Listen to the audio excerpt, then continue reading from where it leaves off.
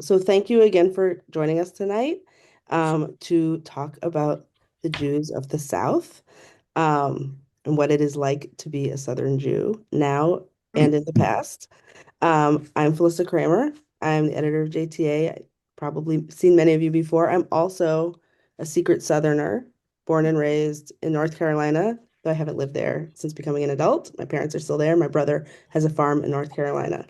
Um, and we are joined by just a really great panel of folks tonight who can help us understand the topic at hand.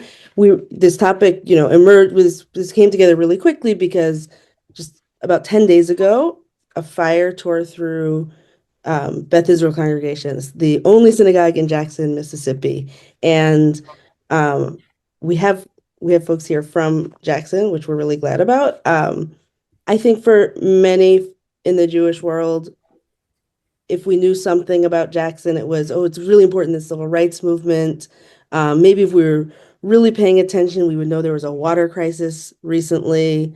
If we really knew our Jewish history, we might know that the synagogue was bombed in 1967 in response to the rabbi's uh, civil rights advocacy. But like we probably didn't know that unless we had a connection ourselves to the community. In the last 10 days, Jews around the world have learned about Jackson. Um, and uh, and I have, become curious about the role that Beth Israel congregation plays in its community, how that, how it relates to how representative it is of other Jewish communities in the South, and also, what's different and special about Jewish life in the South, what's more challenging, what's more rewarding, and just these questions have come in from our readers. We heard them from you when you signed up, and we'll talk about that tonight. Um, as always, like I have questions, and also you can send questions in the chat and we'll incorporate them into our conversation.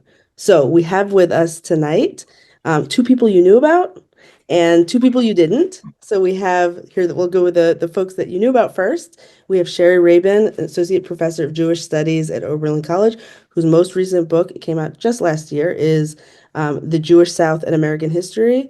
She's also vice president of the Southern Jewish Historical Society. She is the person to learn from about Southern Jewish history. We also have Grace Gilson, one of our reporters at JTA, who has covered the arson at Beth Israel closely, and last week traveled to Jackson for the first Shabbat since the fire. So we'll get to hear about her reporting. And I'm really honored to share that we have two unbilled guests. They are not one, but two past presidents of Beth Israel. We have Beth and Steve Orlansky here with us tonight. So we'll be able to hear directly from Jackson Jews. So again, drop your questions as you go, but we can get started now. And I think we should start really at the epicenter of what has brought us together and learn a little bit more about Beth Israel and about Jackson. So Beth and Steve, could you share your relationship to the synagogue, what's special about your community, maybe what's challenging, and you can also talk about what's happened this month there as well. So we have been members of Beth Israel since 1980. I moved in 1981 when we got married. I grew up in Memphis, Tennessee, and the Reform Temple there has about 1,500 families. And so everybody I knew was Jewish, and you just kind of lived there. Here, it's a much smaller community and getting smaller, and everyone is needed. So, I mean, we jumped in quickly when we were young parents and served on the boards and sisterhood and temple and taught Sunday school and did whatever needed to be done. We raised three boys here. One has come back, and he is already a past president of the congregation.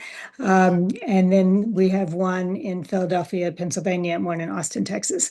The Unlike a place like Memphis or Atlanta or New Orleans, where you really can live your whole life around Jewish people.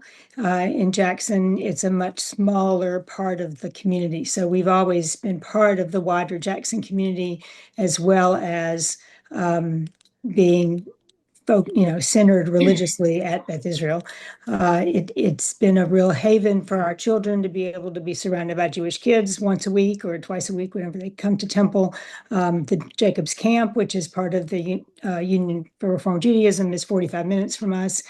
Stephen actually met at Jacob's Camp in 1975, and two of our children met their spouses at Jacob's Camp, as did his brother and sister. It's kind of, ostensibly for kids to have a good time in the summer, but it's largely a chance to bring Jewish people together. So, being Jewish in the South and in a place like Jackson is very different from being in New York or Chicago or different places, because we have always felt very comfortable being here as Jews in this small town, but we've also been involved. We've been welcomed by the general Jewish community the whole time we've been here. We've never really felt challenged by any Semitic activities at all in the 45 years we've been here. You want to talk about this weekend or last week? Yeah, unlike Beth, who came from a larger Jewish community, I came from a smaller city. Actually, at the time, I graduated from high school in Greenville, Mississippi, which is in the Delta on the Mississippi River. It was a larger congregation than we are here in Jackson now. There were about 165 families in Greenville at that time. Now it's down to maybe 30 or 40 uh, member families and very few children. There really is no religious school in Greenville anymore. So when I came to Jackson after graduating from Ole Miss Law School, I was coming to a larger Jewish community. We had 75 or so kids in the religious school when our kids were in school. Um, you want me to talk about the fire? Uh, it it occurred what? In the middle of the night, Friday night, a week ago. Right. We learned about it early Saturday morning, and I was on the scene about 10:30 that morning. I met my son and others there, and we were thinking and perhaps hoping more than thinking at the time that it was an accidental fire. There had been thunderstorms throughout the night, and the compressor uh, for the air conditioning system at the synagogue is mounted on the roof on the side of the building where the fire began.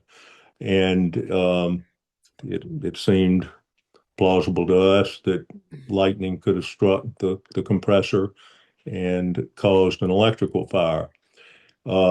We continued to indulge that belief until we got a call in the early afternoon from the priest at the Episcopal Church across the street who said that they had reviewed their security system footage and seen a fire explode and then a pickup truck pull away from the temple at a high speed at the time the fire began. We then got access to our own security footage, which we weren't able to review earlier in the day because of the lack of power. And that's when the footage of the perpetrator pouring gasoline throughout the library and the foyer area was discovered. And at that point, obviously, we knew what we were dealing with. Um, we didn't know at that time who the suspect was. It turned out he is a 19-year-old upper middle class kid from Madison, Mississippi, a um, by Jackson standards of well-to-do suburb north of the city, who had graduated from a well-regarded Catholic school in Madison, Mississippi, and attended a community college in the Delta for a year and a half where he was playing baseball.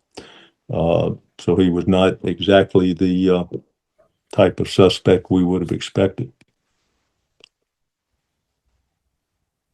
So I think we'll come back to who he is and what we can take away from what we do know about um, the arson, but let's stick with the Jews for a little while longer.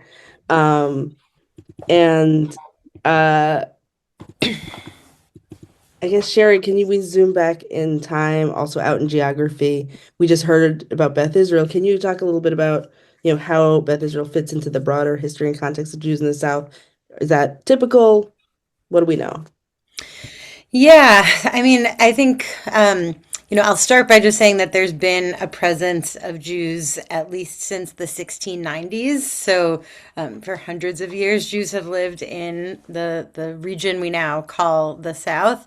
The Jackson community is kind of emerges in the antebellum period, which is a time when a lot of new Jewish communities are being established all over the country, including throughout the South. That's in large part because of a mass migration of Jewish immigrants from Central Europe, from the German-speaking lands. And so they're coming, a lot of them are peddlers.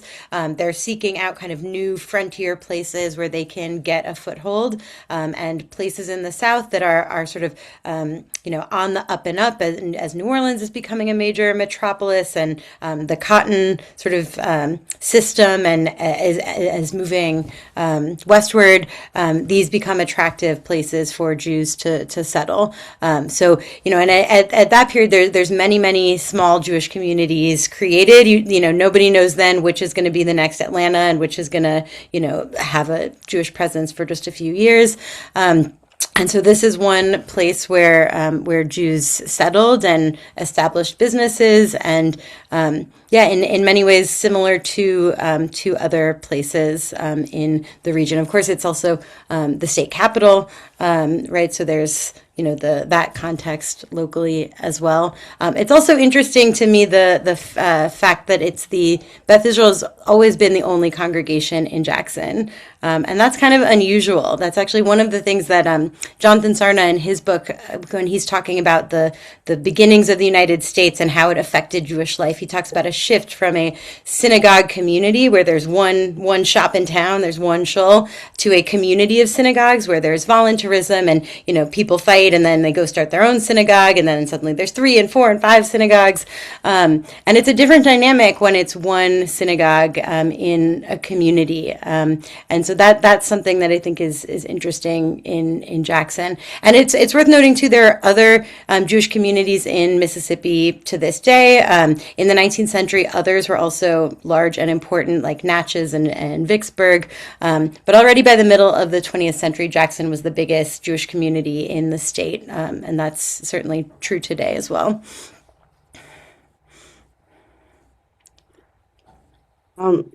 And we get a lot of questions about change over time. We heard a little bit about those shifting patterns.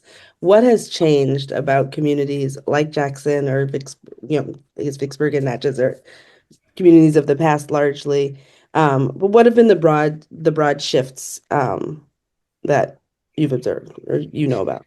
Yeah, I mean, so there's a couple ways to think about that. One is just sort of shifts in migration, right? The sort of map of the Jewish South, the different communities kind of ebb and flow, emerge, go away, reemerge, right? There's sort of different kinds of patterns based on the broader sort of economic context of the communities, the ways in which Jews are making a living. So it's not uncommon for small Jewish communities to be getting smaller kind of now, since the 1970s, as, children of storekeepers and merchants sort of go off and become professionals.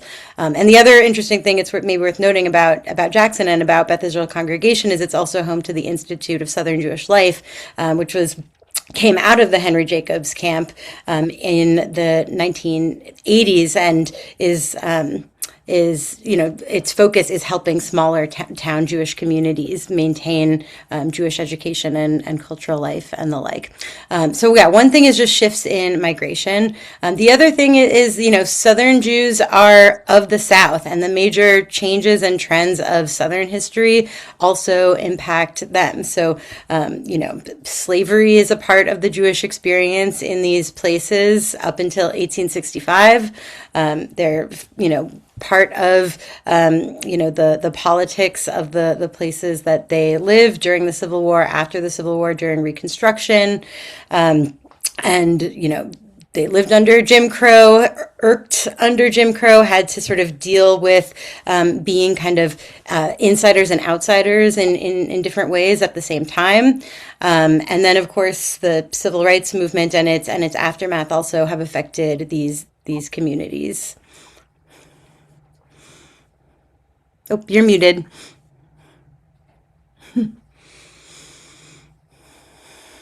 Before we hear from Grace and about her visit, we have a question about the archives of the Institute for Southern Jewish Life, which we understand were affected by the fire. What do we know about what was lost?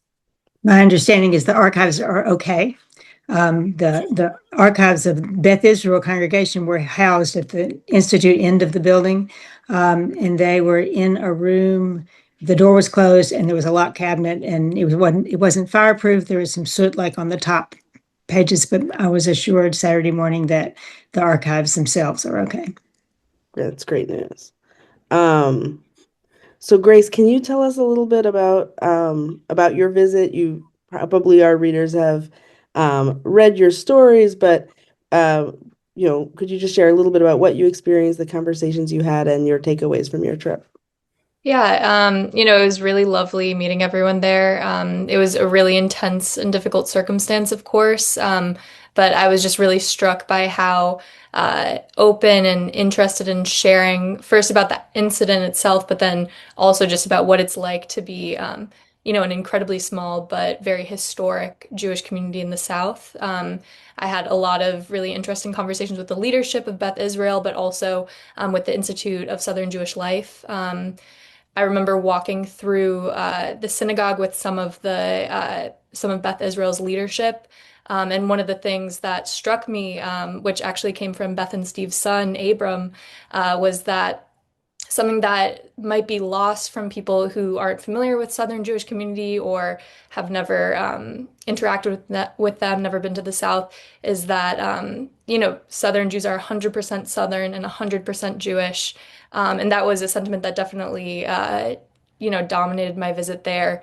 At the synagogue or at the church on Friday night, one of the predominating sentiments was definitely, just the strength of the interfaith relations that Beth Israel has. It was hosted at Northminster Baptist Church, and walking into the church, one of the pastors greeted everyone there. The security guard said Shabbat Shalom to everyone who entered. It was just really, welcoming and warm. The night before, I went to a citywide prayer service that was hosted by the mayor there. And during that, it was just very clear that the Jewish community there is very embraced and very loved by, broad swaths of the Christian community there. And there was just a lot of pride within Beth Israel itself for those relations. And then, beyond that, in the Shabbat service, which was incredibly moving, there was a lot of emotions happening in the audience. It was very clear that the focus of the community right now is not on the suspect or the specific incident, but rather moving forward and resilience in the community. So yeah, overall it was a very, very meaningful trip. I wanted to jump, I think, to the Jewish Christian dynamic, because I think that features large in the imagination of uh, Jews not in the South, about Jewish life in the South, and featured very large in the coverage that you reported, Grace. And so I'd love to hear from you, Beth and Steve. Like, I think we learned that Jackson has somewhere between 400 and 600 churches, to its one synagogue. And what is it like, I guess, being Jews among Christians in that way, which I think is different. The experience of being Jewish in the South is different. The experience of Christianity in the South is also different. And maybe if you can just share a little bit about that. Mississippi is still a very religious state. And often when you meet somebody new, the first question is, what church do you go to?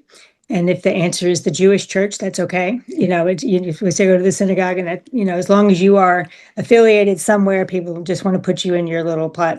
When I moved here, I learned there are two different kinds of Presbyterians and two or three different kinds of Baptists, and the Episcopalians are pretty close to Reformed Jews, and Catholics are more like Orthodox Jews. And I mean, in Memphis, all I knew were different types of Jews, but in down here, we learned about all the different denominations. We have largely gotten along beautifully with Black and white houses, congregations. We've done activities with various congregations over the years. Years ago, our rabbi led a trip to Israel with an Episcopal church and the Baptist church where we're meeting now, and they all went together. We have generally felt very much included. There's a large, what they call interfaith group called Mission Mississippi that is supposed to be an interracial dialogue and getting people to work across racial lines, but it is very clearly a Christian group. We very much do not feel like we have been included in that, but mostly, we're very active at the community stew pot, which was a food kitchen and shelters for people that was formed as an interfaith community, and the temple was invited to join at the very beginning.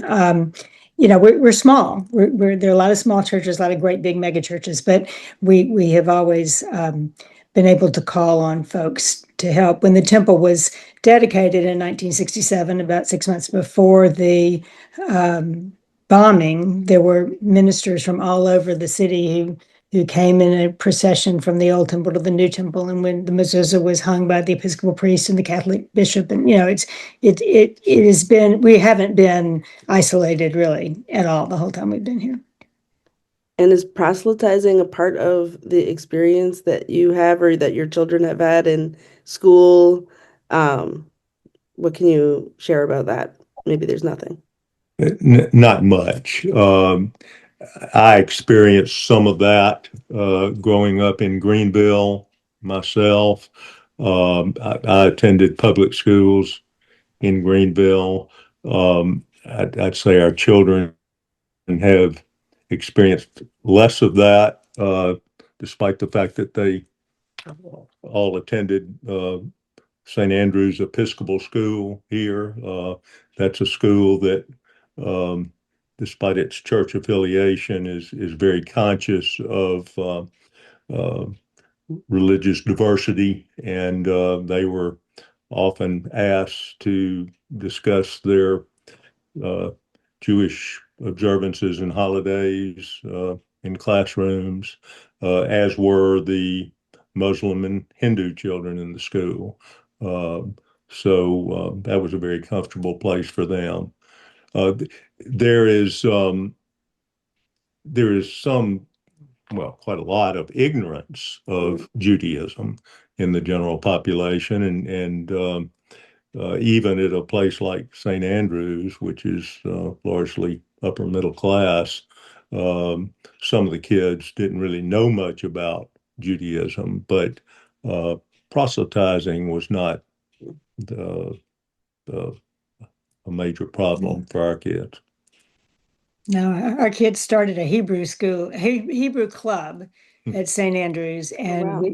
we ordered kippot that I embroidered everybody's name in Hebrew and English on each one. Now, the Hebrew club was consisted of maybe 3 Jewish kids and 90 Christian kids, but they got up in assembly and taught everybody a Hebrew word every week, and so they kind of milked it, but it was very much okay to do that. I spoke to a second grade class at a public school years ago. I was tutoring in there, and I talked about Hanukkah, and then I talked about Judaism generally. And I started out by saying my kids play soccer, and we live in the neighborhood, and our kids go to McLeod, blah blah. And but when I mentioned that we don't have Jesus as our savior, they just asked if we would lived outer space and if we were, drove cars and did we actually live like other people. So it's just inconceivable for a lot of people to even consider that you could be not Christian. But that's, it's not malicious, it's not proselytizing, it's just not knowing.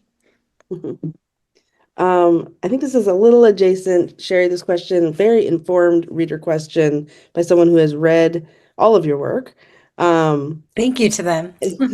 In your book, Jews in the South come across as deeply embedded in local life, yet still precarious. And and the readers is curious, do you see that tension as uniquely Southern or as a way the South reveals a wider American pattern of Jewish belonging?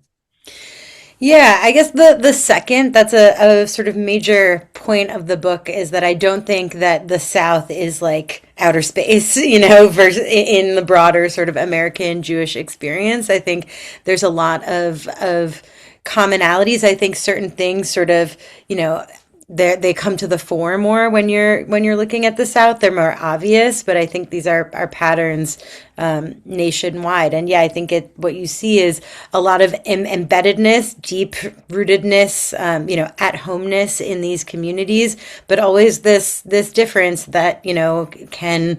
In the wrong context, with the wrong person, sort of, radicalized in various ways or the wrong groups of people, it can bubble over into violence. But we've also seen that that's not limited to the South in recent years. So I think you might see it more clearly, this precarity in smaller communities, in southern communities, in places that are further from the major Jewish centers. But I don't think it's uniquely southern. This being at home, but always having this sense of precarity.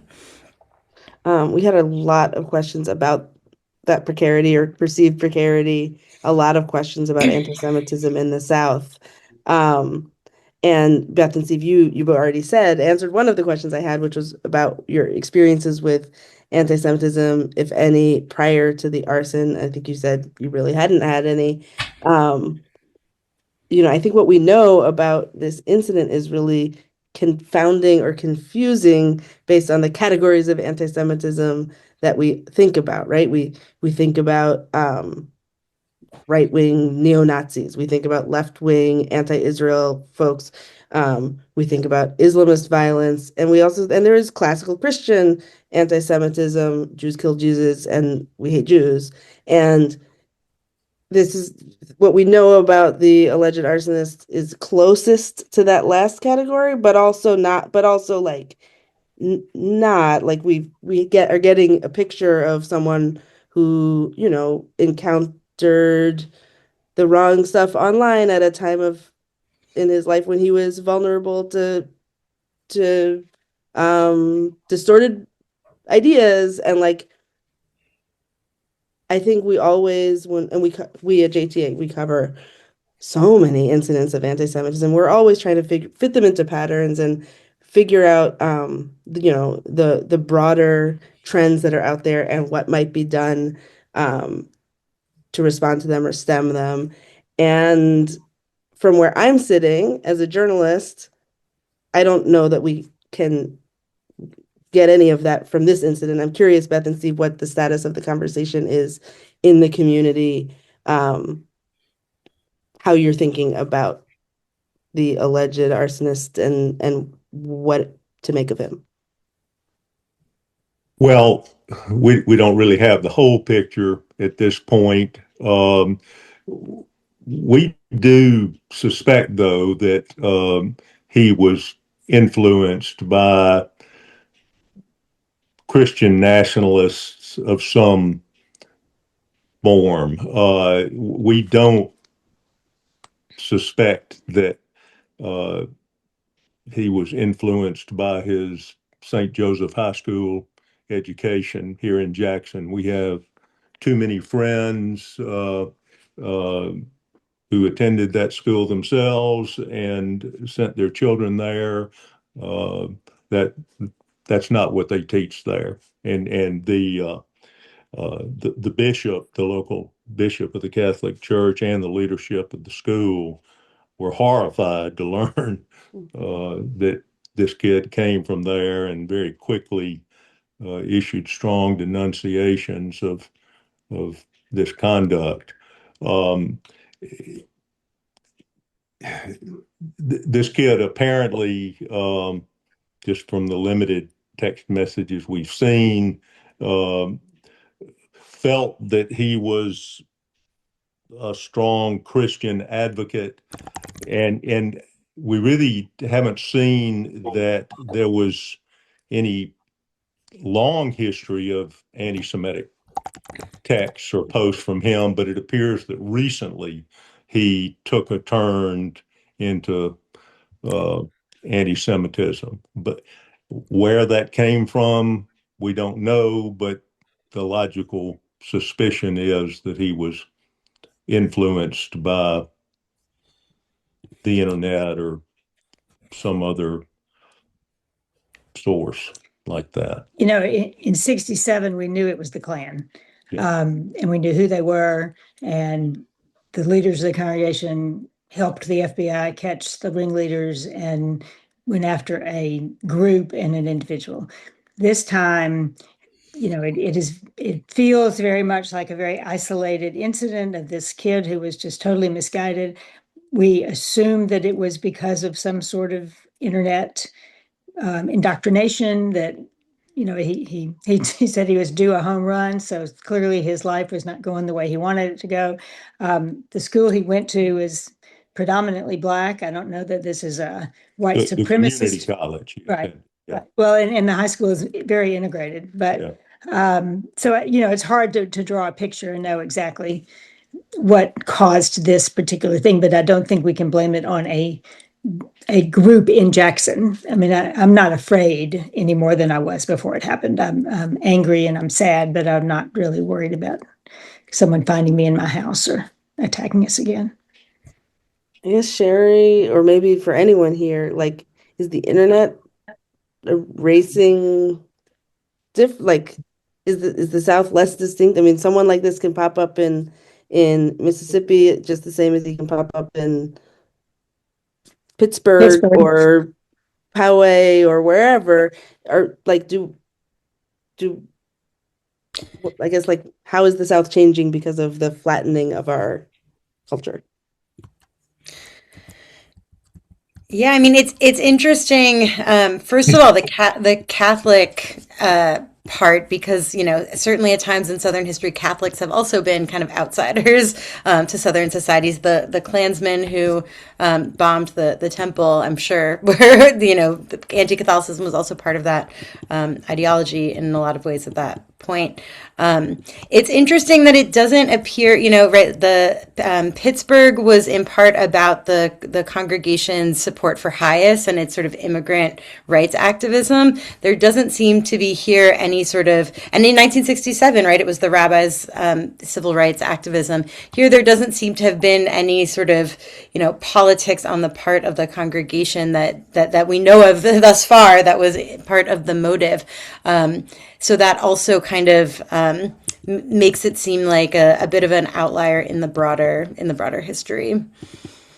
You think that one point about you mentioned about being the only synagogue in town and we never broke and divided. We are the most eclectic congregation you can imagine. I mean, we have people who grew up Reform and classical Reform and very Orthodox. We have people who were staunch Republicans and people who were very progressive Democrats. Even in 67, we have some folks who very much approved of the rabbi's activism and civil rights, and other people who really wish he wouldn't get out there and do that. We as a congregation do not project any kind of political philosophy or activism. In 2026, we are very apolitical because our congregation is so diverse that it's hard to do anything like that. And I think too, it's for those of us who know the history, like an attack on Beth Israel and Jackson, right, who know 1967, it feels sort of there's this extra sort of weight and rhyming of history that we see immediately.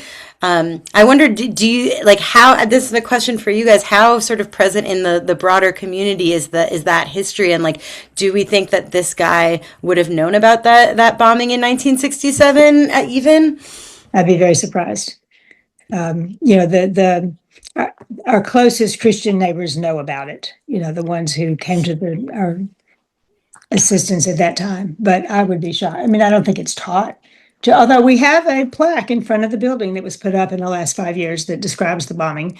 I don't know how many people stopped to read it, but it's there. I'd be very surprised if this kid knew anything about it. I think there are a long list of things this kid didn't know anything about. But our peers, our generation, whether they grew up here in Jackson or not, I ran into an old friend from Greenville the other day who he like me was a 12-year-old kid in Greenville at the time of the 67 bombing, but he certainly was very conscious of it, having lived in the state throughout his life and knowing the history.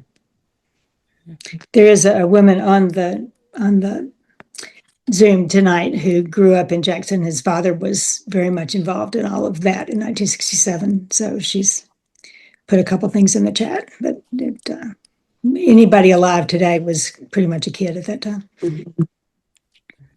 And the chat is very, very vibrant, and I really appreciate it. And it's also a tiny bit hard to track because there's so many folks sharing about their wonderful Shabbat experiences as tourists in the South, or about growing up in various communities in the South, and just really, I think, an exciting set of comments that I am searching through for questions. One question, and I don't know if there's anyone here who can really answer this because it's a contemporary demography question, but it is a little bit interesting. The question is there anything categorically different about the outcomes for Jews growing up in the South? The question is about intermarriage specifically. I think probably with the imagination that, a more isolated community or more, unified community that's a more of a minority than in communities with many more Jews, there might feel like there's pressure there that might work as a pressure to against intermarriage, or maybe it would be a pressure. I don't know, but that's the question. But I could think we could generalize from intermarriage. Are there other kinds of results that are different? Maybe about also, I'm curious about children, whether they stay or whether they leave. It sounds like numerically they must be leaving, but I'm curious to hear a little bit about from anyone here who has insights about that category of information. Well, did you want to? Oh, go ahead. Well, we certainly have experienced and continue to experience what's popularly called brain drain here in Jackson, but that's not unique to the Jewish community. Our Episcopal and Methodist friends lament having their kids graduate from school and move away for greater opportunities, just as we do. Abram, our oldest son, has been mentioned here. He's the one who came back, but our other two are in Philadelphia, Pennsylvania, and Austin. And that's an experience that our Christian friends and neighbors have as well. I guess if you could kind of speculate or look forward, and I'd love to hear about what you think the future is like for your community. Well, to give you some tangible idea of how we have shrunk, when our children were growing up, the religious school had about 75 children, and now there's 15. So it is definitely shrinking, and I think almost all of the families in the religious school now have one Jewish parent and one non-Jewish parent. Not entirely, but mostly. But the ones who are here are very involved and if you go in there on Sunday morning, it's the most vibrant place in the world. It's still wonderful. And I don't know. I mean, to me, it's more of a Mississippi problem than a Beth Israel or synagogue problem. We need to get people. We need to create an atmosphere where people want to come back. We're already 2 generations past the peddlers, or three. I mean, our grandfathers both had stores, and we're both professionals, and and our children, 2/3 of them left, and most people are leaving. Most of the synagogues in the state have closed. Vicksburg is down to like 2 Jews, I think, and Natchez has about 3. And Meridian still has a part-time rabbi. He's not a student, once a month. And Cleveland has an occasional rabbi. I mean, it's just really shrunk. So I don't think we're going to ever disappear, but I don't think it's going to take a lot for us to become more vibrant again. Although last year I was invited to speak at Ole Miss, and Oxford established a Jewish Federation in 2015. So, Right. yeah, those are, really college towns, other kinds of different kinds of centers might have some growth in the future. We got a question that's already been answered about Chabad, but I thought I would bring it up because that is something that Grace and I had to check early on. Like, wait, there's really not a Chabad? Like, and there's really not a It's Chabad. really not. There may be one on the coast. I think I think there's one in on the Gulf Biloxi, Coast. but Yeah. it kind of like they took over a conservative synagogue that kind of went out of business Right. there. Has that ever been a No, prospect? we get rabbis from Chabad visiting. They want to come sit in our living room and talk to Steve and don't talk to me. But they well, we hadn't seen them in a number of years, but they used to come once a year and kind of let us know they're still around. But we don't have any real presence here. I wonder, does that have anything to do with the sort of the weight of the ISJL's presence in Jackson? And I guess, yeah, how does the presence of the ISJL sort of interact with or shape Jewish life and life at the congregation? When they used to have education fellows who lived here, it was a tremendous addition to our congregation because they would teach Sunday school and they were vibrant and young, and they created a whole little young Jewish group. They don't do that anymore. The staff in Jackson is down to about 3 people who are wonderful and part of the community, but it's not quite the same as having built-in Sunday school teachers and people who are involved. But they bring Jews from all over to Jackson for meetings, although they're meeting in Charlotte in June this year. But it's been wonderful to have it in the building for the last couple of years because it is all really one community. We've certainly benefited here in Jackson from the presence of the ISJL and the Jacobs Camp just 35 miles away in Utica. That has helped us with programming. It's to some extent made our community more attractive to the small number of Jews who do move to the area. And those institutions have really helped in networking uh, within our small Jewish community in this region. Uh, Much more, I think, than would have been the case if we didn't have those institutions. And do they still support like a circuit rabbi? I think that was one of the They do. initiatives. They do. And does Yeah, that intersect with your community also? Not often. Their rabbi is a woman named Salem Pierce who moved to one of the Carolinas this year. She used to live in Jackson, but she travels. They always have a big Passover pilgrimage where they do seders in about 8 different places, one a day for a while. And she helps, train bar mitzvah students by Zoom and goes to different congregations to do that. Many of the congregations that the Institute serves have no rabbi and often no educator, so that the Institute staff fills that in. When she was here, we have another rabbi who used to be with the Institute and now is a part-time rabbi in Hattiesburg.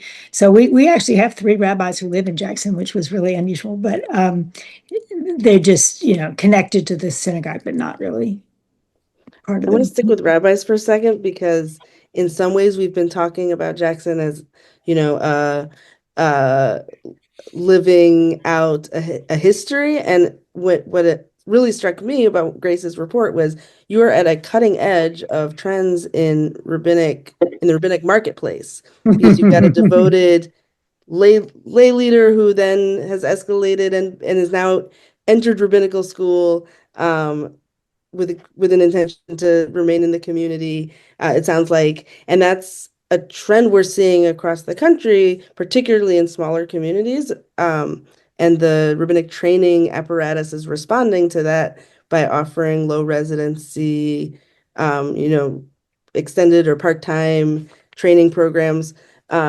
So I think it's really cutting edge when I hear about Jackson. And I'm curious to hear a little bit about the kind of the leadership pathway that the community's had. What have your rabbis been like? What is the current situation, and how are you thinking about sustaining leadership for the future?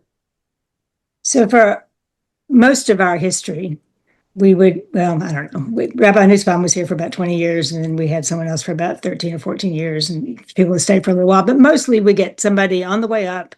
It's the first pulpit. They come for 5 years. They learn how to be a rabbi, and they leave. And we like that. I mean, it's energizing. It's someone who's excited. And so we have various philosophies that change. It's getting harder and harder to find someone who wants to come to Jackson. There are fewer rabbinic students than there used to be, and often they'll marry each other, so they both need a pulpit, and we don't have one. And so Abram, actually our son, got the brilliant idea that we should just grow our own rabbi. So we had the music director, who has a beautiful voice and was our cantoral soloist for a number of years, was interested in becoming a rabbi. So he's going to online seminary. He was actually in class last week for his one of 2 weeks in-person class and came home early because of the fire. But he's teaching us as he learns, and we all know him already and are very comfortable with him, and he's promised to stay for 10 years after he's done. So we just kind of feel like it's healthy for the community to go with a known instead of continuing to try to recruit people to come here. And there's a question about whether he's attending Aleph, and the answer is He is Aleph, yes. yeah. Another really interesting question, and this is kind of, we're getting toward the end of our time together, so lay all your questions out. This is the moment, but we have really audience members who are willing to go into the weeds here, and I really love it. How has the opening of the MSJEI, that's the Museum of the Southern Jewish Experience, that opened a couple of years ago in New Orleans, affected the epicenter of Jewish life Southern Jewish life in Jackson? Is there a shifting of donations? Has it diminished donations? Is it increased visibility? Are they totally separate, and how do you think about that? I think they're totally separate. The museum had pretty much broken off from the ISJL anyway. There was not a physical museum for a number of years. For a long time, it was at camp, but nobody went to Utica, so nobody saw it unless they were dropping their kids off or picking them up. So everyone thought it would be much better to have the exhibit in New Orleans. There's a close relationship between the ISJL and the MSJE, but they're happily separate right now. I mean, they work together, and they do programming together a lot of times. That's like regional classes you can take or lectures. But I don't think that Jackson was never the epicenter of the museum work. And I think people who donate to one donate to the other generally anyway. Although it's interesting that the museum came first. The museum sort of grew into the ISJL and then got spun Right. off. That's right. Museum was very much part of camp to begin with. And then the 30-year director of camp who brainstormed all this left camp and started the Institute and kept the museum at camp for another 10 or 15 years, and then it needed a home. That's Macy Hart, whose name I've seen mentioned in some of the comments here, and appropriately so. Right. Yeah, the museum started as just a few artifacts from largely from congregations that had closed, and the camp was the really only place that anyone could think of to send those things. And Macy began that collection, and it grew and evolved through Natchez and ultimately down to New Orleans. We got a question about something we haven't talked about, which is a little weird in the year 2026, 6. What is the feeling of Israel in the South? And I think that's a very wide open frame for the question. I'll note that Grace, in downloading some of what she heard at the interfaith service, noted that there were some comments about Israel. I'm curious, I guess maybe Grace, you can share, if for those who haven't read the story, like what came up. It doesn't sound like it was a major piece of the puzzle, but maybe you can share, and then I'm interested to hear from anyone here about kind of where does Israel fit into the Jewish picture in the South? Yeah, so it's important to frame that this was like an extremely short or small portion of the overall interfaith prayer service, but at one point, I believe it was a Lutheran faith leader. He, described Jesus as a Palestinian Jew and said that, God is watching over the people of Palestine and Israel. It felt perhaps like out of place in the landscape of what was going on that evening. But I'd definitely be curious to hear more about that. Well, Israel is very strongly supported by the overwhelming majority of the church community in Mississippi. Um, I think feelings about what's going on in Gaza and the West Bank are much more nuanced in our Beth Israel community than they are in uh, the church communities that we interact with. Their support for Israel seems to be more unequivocal than that of at least some elements of our Beth Israel community. Our congregation is very divided. Yeah. I mean, I think like most of the country, we have people who believe anything they do is right, and people who believe that they've gone way off the deep end, and people in between. So, and does that come up in your like how does that come up in your engagement with with Christian communities or Christian leaders? It doesn't for me. Well, it's not uncommon for a Christian friend, particularly when some major event occurs in the Middle East, for them to gratuitously approach us with expressions of concern for Israel. And they generally are not uh, equivocal. I mean, we don't hear a lot of expressions of concern about the deaths in Gaza, for example. As it went on, we certainly heard a lot more. Well, I mean, they don't tend to be expressed to us, and I guess there's a reason for that. But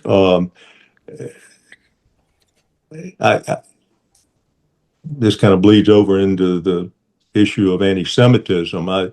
We have experienced virtually no anti-Semitism here related to the Palestinian issue, unlike certainly New York or other major cities. That just is not an issue that seems to affect feelings toward Jews in this part of the country.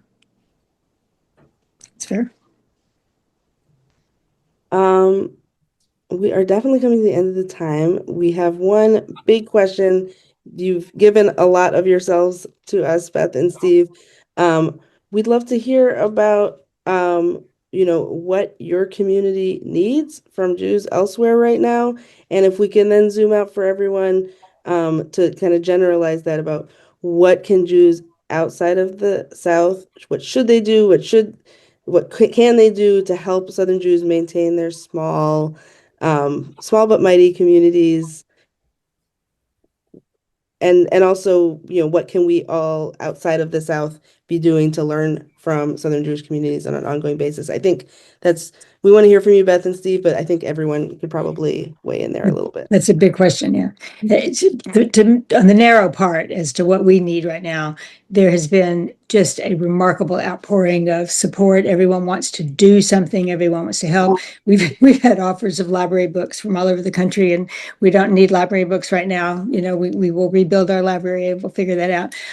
We do have a rebuilding fund on our website, bethisraelms.org, and people have been very generous from all over the country.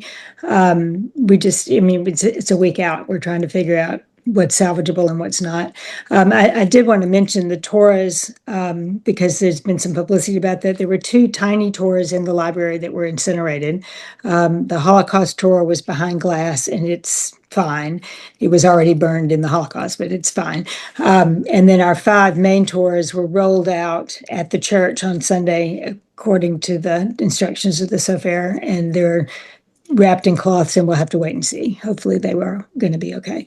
But we're gonna rebuild. It's mostly what we've lost is a building, and we can get a new building. As far as your bigger question about maintaining or supporting Southern Jews, I'll let Shari jump in because I suspect you've thought about it. Yeah, I mean, I think on a concrete level, be open-minded about, the places where fulfilling and meaningful Jewish lives can take place. And I think the history of communities like Jackson is really important to understanding the full picture of American Jewish history. And so I think that, yeah, this history of this community and others like it is important. I'll make a pitch here for the Southern Jewish Historical Society, which I'm the vice president of, which meets once a year in a different Southern city and is a wonderful mix of academic historians and interested lay people. And that's one setting where there's a lot of folks sort of thinking and talking about this history and also the present and future of these communities. Grace, anything else you heard on the ground? I know you heard from folks like, please stop sending us books. I think maybe in more urgent term to frame than the way you just described it. Anything else you heard from the ground about what folks are really looking for or craving or? I think, one of I definitely heard about the, unfortunate warehousing issue. I heard from some leaders at Beth Israel that, people had pledged to donate their entire libraries, Jewish libraries, and, entire Judaica collections, which is, obviously so meaningful, so beautiful. But I think the prevailing sentiment that I heard was, just that the support and the, love coming from different Jewish communities across the country was, in itself just, a very meaningful thing. And then, of course, the donation page at the interfaith ceremony that was on the flyer in like a QR code. So I think, what I heard at least is that all of it has been very meaningful. We feel very much embraced and hugged by the whole world. I mean, the number of good people has so outweighed this one misguided young man who caused a lot of trouble in one night. But it is not just in Jackson, but all over the country. We have really gotten. Somebody asked in the chat about whether the Christians view this differently or whatever, but I mean, many of our Christian friends are more appalled even than the Jews are that he did this in the name of Christianity, because it's not how they see their religion. So That's right. Well, thank you all so much. Thank you, Beth and Steve, for joining on short notice. I've really appreciated this conversation. I've really appreciated the chat from all of you who've attended. I feel like, Grace, you have a new travel itinerary based on all of the comments here about all the communities that sound really exciting. Please, everyone here is invited to stay in touch about developments in your communities or communities that you're close to.